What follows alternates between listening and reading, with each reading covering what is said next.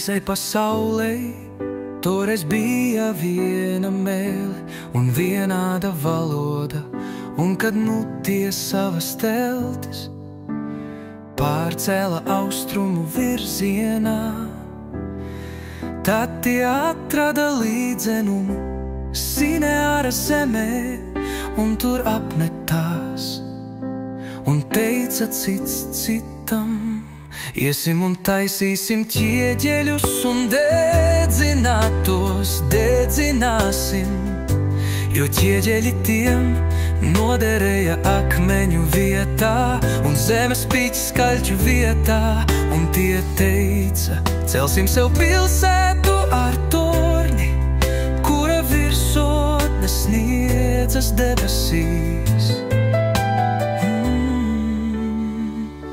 Ar to mēs sev sagādāsim vārdu un netiksim izkaisīti pa visu zemi. Un tas kungs nonāca, lai apraudzītu pilsētu un torni,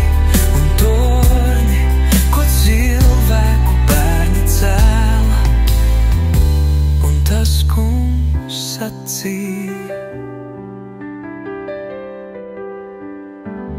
lūk, tā ir viena tauta, un tiem visiem ir viena valoda. Tas ir tikai sākums viņu rīcībai, un turpmāk nekas, ko tie nodomājuši, vairs nebūs tiem neiespējams. Iesim, nolaidīsimies un sajauksim viņu valodu, kad tie vairs nesaprot cits cita valodu.